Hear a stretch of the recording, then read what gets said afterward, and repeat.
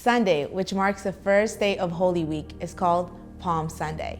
Jesus' disciples brought a donkey and colt to him, and on that young colt, Jesus rode into Jerusalem. While entering, Matthew 21 says that a very large crowd spread their cloaks on the ground, while others, they cut branches from the trees and they spread them all over the road. The crowds that went ahead on him and those that followed shouted, "Hosanna to the Son of David. Blessed is he who comes in the name of the Lord. Hosanna in the highest heavens." See, when Jesus entered Jerusalem, the whole city, the text says, was stirred and asked, "Who is this?" On this Palm Sunday, we want to invite you to place yourself into the story. You stand anxiously along the path as you wait for him to come closer. The sound of the palm branches lowering grows louder with every step. The collective shouts of Hosanna, they're deafening to your ears. The energy is exhilarating. It is Jesus, the man that you've heard so much about, but he's still a mystery. It comes time for him to pass by, and it all kind of feels like a blur.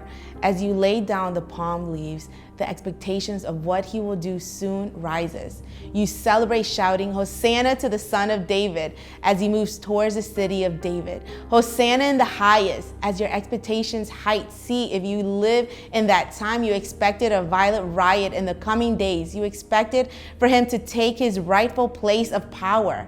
You expected liberation from your circumstances and freedom from your oppression and the way that the kings of this world, they kind of exact their power. But our everlasting King, see, this is the tension of Holy Week. To place our man-made solutions in a God-sized problem, and the tension, it really lives in us all. Here's the best thing that we could do all together as we welcome Holy Week: to trust Jesus completely with whatever you're facing, outside of your feelings or your understanding.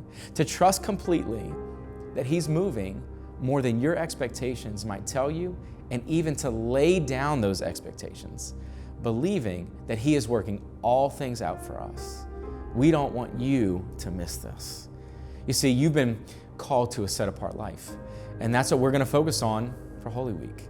You've been called to a life that is much bigger than your own expectations, plans, or dreams.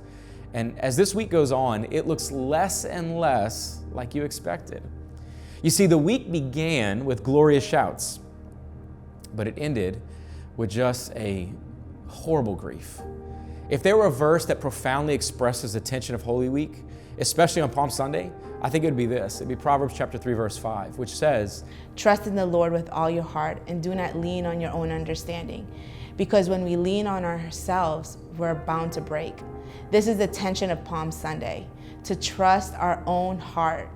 You see, Palm Sunday is so much more than just laying down our branches. It's about laying down expectations, to lay down our Palm Sunday expectations on this Good Friday world and experience once again the hope of a resurrected Jesus. And maybe tonight, maybe that's the best thing that we can all do together as we welcome Holy Week, is to trust Jesus completely with whatever you're facing, outside of your feelings or your understanding, to trust completely that he is moving more than your expectations might tell you. And even to lay down those expectations, you're good for his glory. So in this week, we celebrate the one who set apart his life for us. And we don't want you to miss this.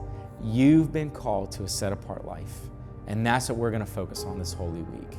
You've been called to a life that is more than your expectations, hopes, or dreams. And it starts with laying everything down before Jesus and joining those on this first Palm Sunday and saying that Jesus really, truly is the one that we've always longed for. He's walked among us, and he's come to save us.